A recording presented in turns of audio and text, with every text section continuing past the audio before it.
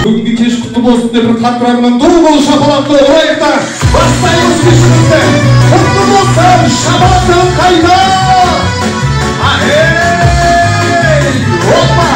Бүгін қараңыздар, Қарақалпақстан Республикасы Алтынсай ел атындағы Алтынсай совхозындағы номер 43-ші мектеп, Макаренко атындағы 43-ші мектепті 1968 жылы сол мектепке құтты болсын, кездесулеріңіз құтты болсын. Алла Тағала сіздерге 50 жылдықта да, 60 жылдықта да, 70 жылдықта да, ал бар 80 жылдықта да осылай отыруға нәсіп болсын деп тағы бір шапалақ соғайыншы қатырағынан аямай өтпеңіздер шапалақ.